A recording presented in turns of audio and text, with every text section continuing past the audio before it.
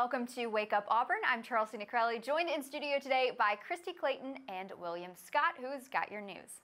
Thanks, Chelsea. We open our show with our hearts going out to Texas. 26 people have died following what is the 5th largest mass shooting in American history in Sutherland Springs, Texas. Among the victims were people ranging from 18 months to 77 years old. The shooting started with 26-year-old former Air Force member Devin Kelly opening fire inside of a local church. A local citizen grabbed his rifle and followed the suspect until the suspect crashed his vehicle and was found dead from a suspected gunshot wound.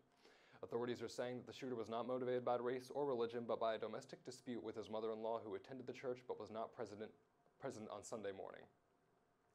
In other news, here at home in Auburn University, Athletic Director Jay Jacobs announced his retirement after several years, serving in the position and facing months of controversies in the Auburn Athletic Department.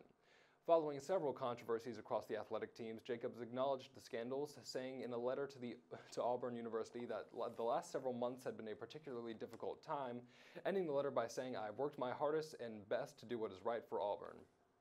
On a slightly lighter note, staying right here at home in Auburn, everyone's favorite Tiger, Aubie, has announced his intent to compete for the 10th national title. According to the Universal Cheerleaders Association, Aubie ranked first in video entries. In 2016, Aubie won the title, coming in second place last year. Aubie is going to be competing from January 12th to the 14th in Orlando, Florida for the title. Do you think he's going to come home with the title, guys? I definitely think Aubie's going to win. Absolutely. He's already a huge title holder. So. Exactly. And I think what's so great about Aubie is that he's not a mascot, he's a person. Right. Which is what makes him so appealing to everyone. And that's probably why he's won so many titles thus far. I know. Whenever I see him, I'm like, Aubie. Of course, you got to take a picture with him. I think I've seen him like 4 times this semester, and it's like, it just keeps getting better and better. Absolutely. All right, so the football team will have its first home game in over a month this upcoming Saturday. The 2:30 kickoff time will begin a rematch between the oldest rivalry in the South, Auburn versus the University of Georgia. This is going to be a big game for the Tigers and a chance to build up confidence before the Iron Bowl against Alabama in just 2 weeks.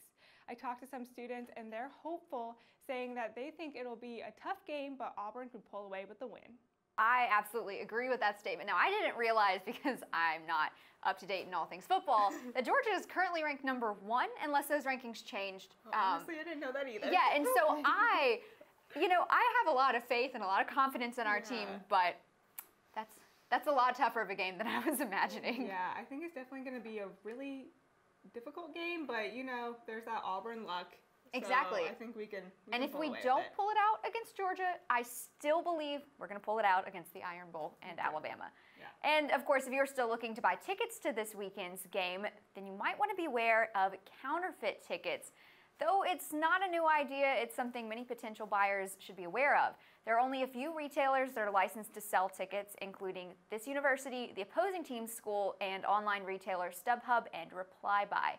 And while fake barcodes are still a common method of counterfeiting, new tactics include seat changing, where the seller changes the seat number on an actual ticket zoned for another area of the stadium. So be aware of that this week as you are purchasing your tickets to Saturday's game. Now, I had never heard of seat changing. I thought that was actually a really clever way to counterfeit tickets, because you're still getting into the game with a real ticket. Yeah, I actually only heard about this last week, because I was reading articles about trying to be aware of counterfeit tickets exactly like this, and people were saying that they went into Photoshop and changed the seats, and I was like, how have people not caught on to this? Exactly. But I think they're always trying to find a new way to rip someone off. Which is horrible. It is. Yeah. Okay, so take a look at this. The good news just kept coming for Houston Astros player Carlos Correa last week. After winning the World Championship for the first time against the Dodgers, the shortstop got down on one knee to propose to his girlfriend, Daniela Rodriguez. Correa said that he didn't have a backup plan for the proposal, jokingly stating that he would have asked her to go to the beach that night if the Astros had ended up losing. Now, both Correa and his fiancée have a ring. That is adorable. Right?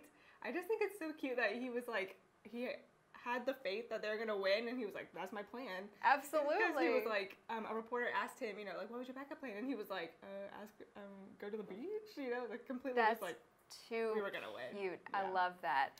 Every week here on The Morning Show, we like to celebrate a national holiday, and today's is quite exciting. Kate is currently in Starbucks right here in the Student Center celebrating National Cappuccino Day. Hey y'all, today we are in the Starbucks in the Student Center to celebrate National Cappuccino Day. I am with Starbucks barista, Sam, and we are going to make y'all a cappuccino because who actually knows the difference between a cappuccino and a latte?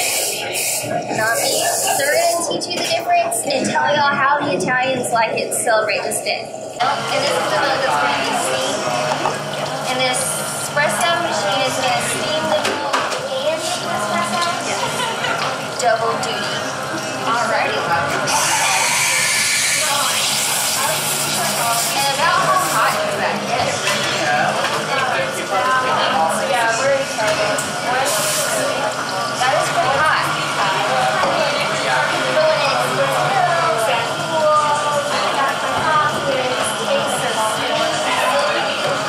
My favorite. Now, they say one of the hardest things about a cappuccino is making sure you get the correct amount of foam from the steamed milk to double with the espresso. I'm sure Sam's going to do it perfectly.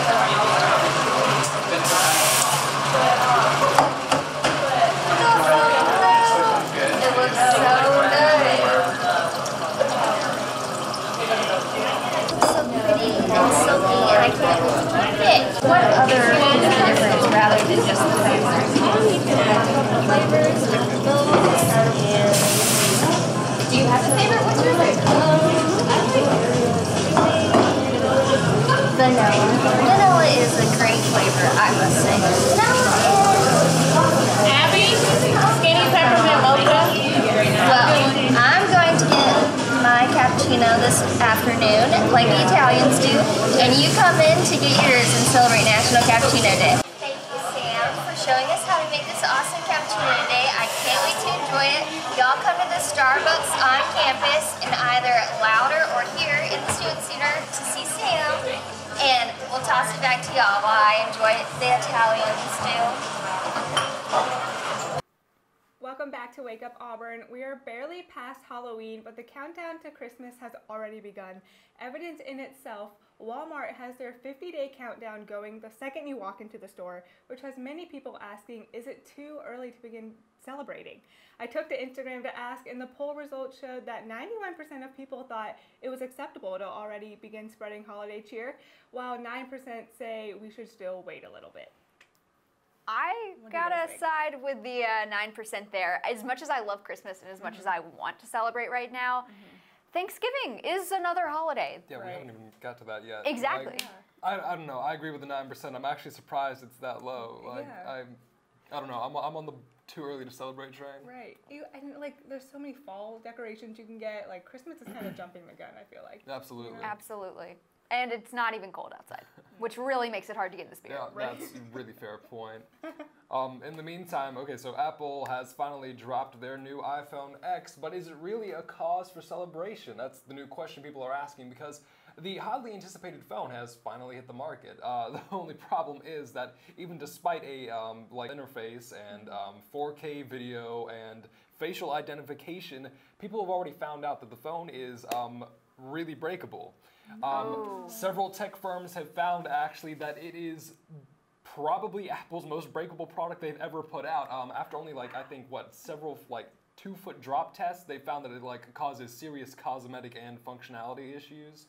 So I don't know, this phone costs $1,000 at its cheapest. I'm not. Is this do you guys think this is acceptable? No. Not at all.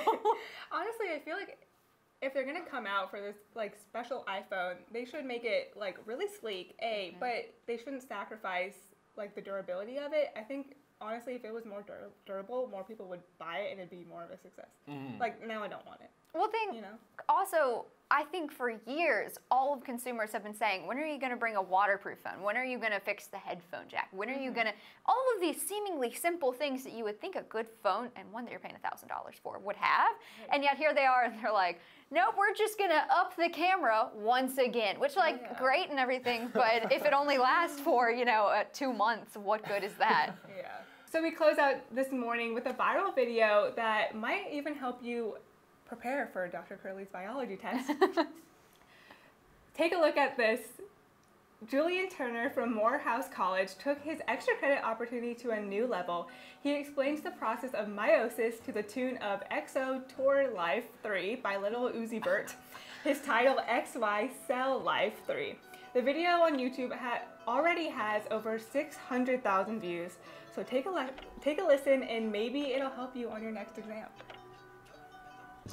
And that's all we have for you today on Wake Up Auburn. Thank you so much for spending your morning with us, and be sure to follow us on social media as well as eagleeyeauburn.com for the latest updates in entertainment news. Until then, have a great rest of the day, and we'll see you back here next week.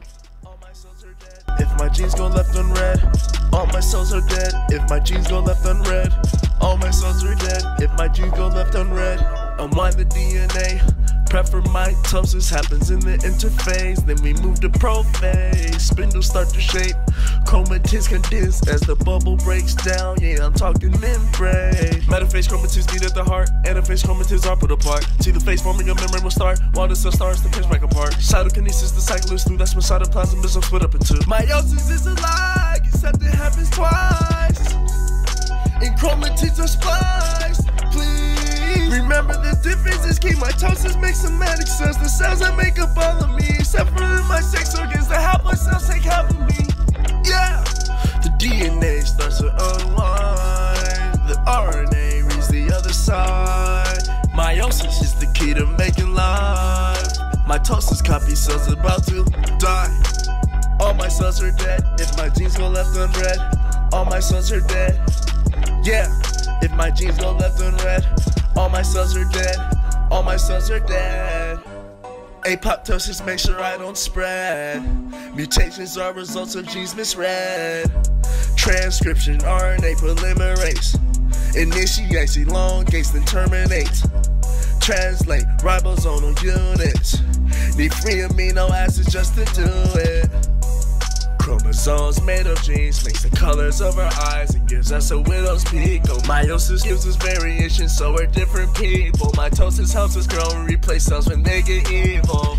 She said, I don't know how the cells divide and help you grow. The DNA starts to unwind. The RNA reads the other side. Meiosis is the key to making life. Mitosis copy cells about to die. If my genes go left unread, all my cells are dead. If my genes go left unread, all my cells are dead. If my genes go left unread, all my cells are dead. If my genes go left unread,